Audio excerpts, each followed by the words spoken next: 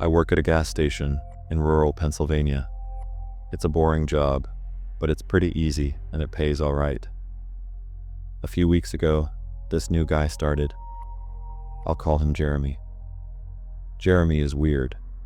He's about 25 or 26, and he hardly speaks. But he's got the creepiest laugh I've ever heard. My boss and I have both noticed this, but it's never been a problem, so there's not much we can do about it. Customers have never complained about him, and he's always done his job fairly well. Up until a few weeks ago. Anyway, that's when things started going missing. Employee theft can be a problem at any business that sells consumer goods, and there's only one person working at a time at this gas station. It's a pretty small place. About 2 weeks ago, my boss started noticing that we were short on motor oil. At first, it was a few containers at a time, then entire shelves and boxes from the back room. Pretty soon, entire shipments would be gone the day after we got them. And it would always be right after Jeremy's shifts. My boss has checked the security camera tapes from every single night he worked, but he could never catch him in the act. Jeremy would lock up at closing, then the motor oil would be gone the next day. My boss usually takes the tapes home with him to try and catch Jeremy stealing, but his daughter had a softball game last night, so he asked me to watch the tape for him. He offered to pay me overtime under the table, so obviously I took that offer. There are 3 cameras, so he gave me 3 different tapes to check. I figured it would be a long night, but I'm trying to save up for vacation, so I really needed the money. I took the tapes home, popped them in an old VCR, and sat back. 2 days ago, the last time he worked, Jeremy started at 4 p.m. Everything seemed pretty normal at first. He counted up his drawer, switched off with the girl who was working before him, and waited for a customer. The first person who came in was Mrs. Templeton. The timestamp on the video read 4:03, a regular. She picked up her cigarettes and a newspaper and paid with a 20. Nothing unusual there. The next customer was some local guy named Ron. He drives a motorcycle, usually comes in every few days. He filled up his tank, got a bag of beef jerky, paid with his credit card, and then left. Next was some guy with a cowboy hat. I'd never seen him before, but we get plenty of strangers passing through, just like at any gas station. He got $40 worth of diesel fuel, paid with a $100 bill, and went on his way. I sat back and sighed. The only thing more boring than doing this job is watching someone else do it. My boss's offer was enough to keep me watching though, so I left the tape on. Everything seemed pretty normal. I had a feeling that if Jeremy was stealing motor oil, he knew we were suspicious of him by now. I didn't expect him to be dumb enough to let us catch him on camera. Things stayed boring and routine until about 5 o'clock. At 5:03, Mrs. Templeton came back in. She must have forgotten something, but she didn't. She bought the same pack of cigarettes as before, and the same newspaper. She paid with another 20. That's odd, I thought. But then again, she's a little absent-minded. I thought Jeremy should have told her she already got her smokes. But it's not against the rules to sell somebody the same thing twice. That's when Ron came in again. He bought another tank of gas for his motorcycle again.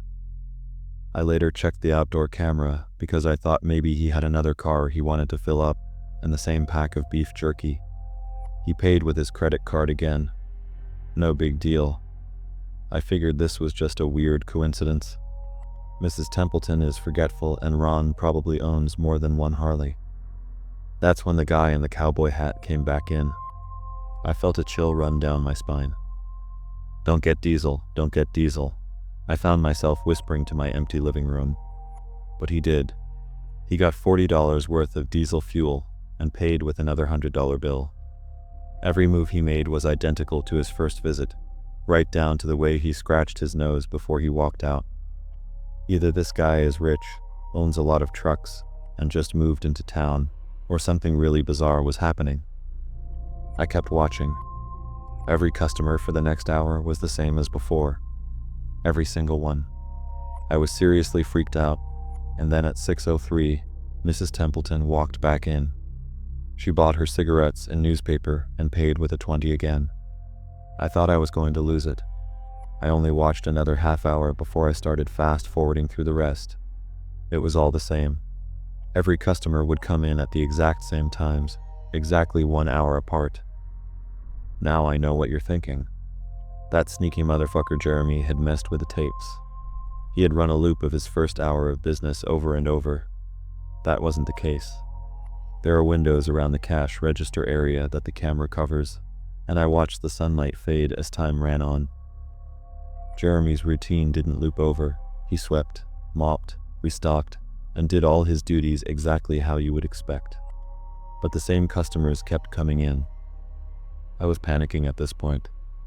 Something was seriously wrong with what I was seeing, and I had no explanation for it. I skipped ahead to when he locked up and walked out to his car. He hadn't stolen anything, but I kept watching, just to make sure.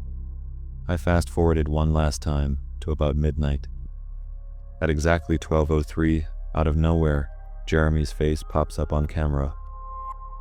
I don't mean he moved his head into view. I mean that 1 second, the store was empty, and the next, his face was all I could see. He wasn't looking at the camera, he was looking at me. I was sure of it. I screamed and fumbled for the remote. By the time I grabbed it, he was gone, just as soon as he had left. One frame he was there, the next he wasn't. My hands were shaking like crazy, but I popped in another tape. The other indoor camera shows the back area, by the cash register, and I would be able to see how he got up to put his face in the camera like that. I skipped ahead to 12:03, but there was nothing. I would have been able to see him standing on a chair or something on this tape, but he wasn't there. I didn't see him enter the store at all after he left. It's like he wasn't really there. He doesn't know the security code, and no alarms were triggered that night after he locked up. What I did see, however, was that at 12:03, the motor oil vanished off the shelf. All of it.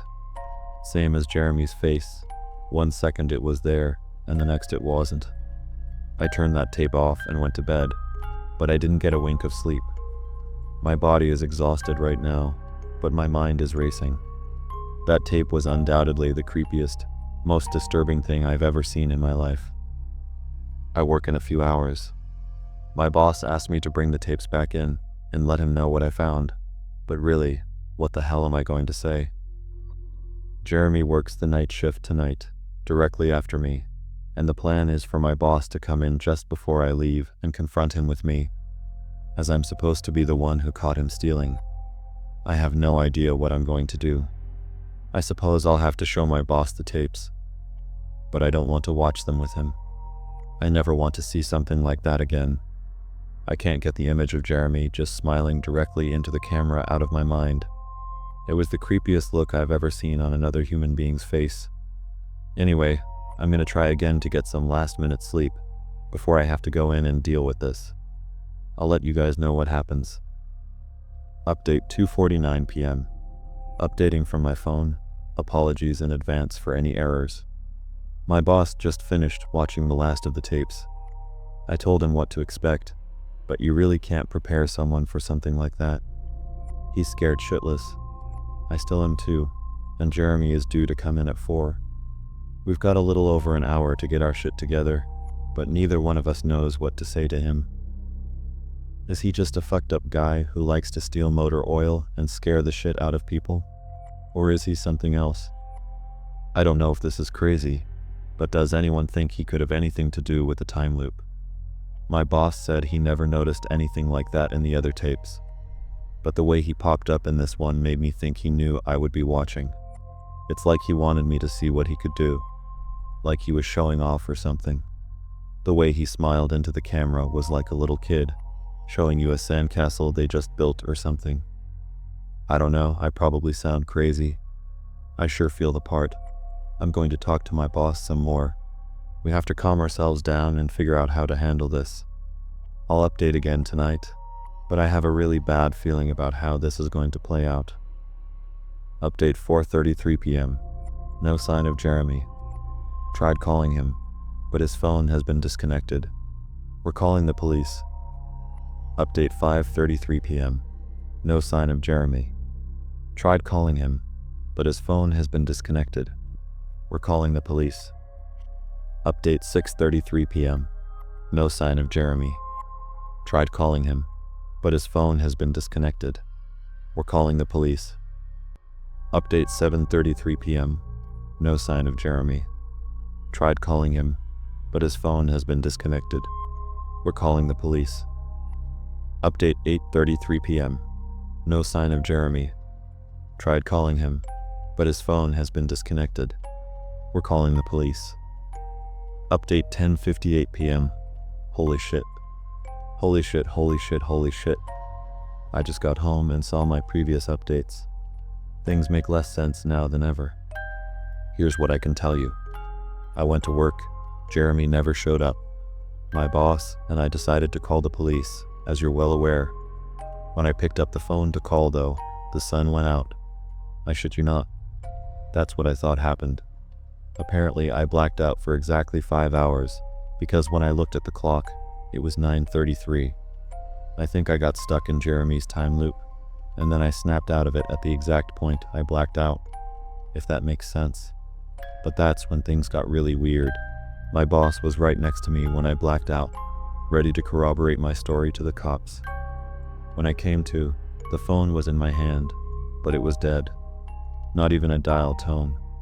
My boss was still right there, but he wasn't moving. He was standing up, but frozen. I looked at the clock again, and it wasn't moving. The second hand was stuck on the 12. It was 9:33 exactly. The clock on the register computer screen wasn't moving either. My phone was frozen. There was even a customer at the register, waiting for my boss to get him cigarettes. I'm betting that would have been his 5th pack of the day. I got the fuck out of there. Didn't lock up, didn't turn the lights out, and sorry guys, I didn't grab the security tapes to upload on the internet. Believe me, that was the last thing on my mind. The gas station is on a major highway, and cars were parked all along it, except they weren't parked, they were frozen.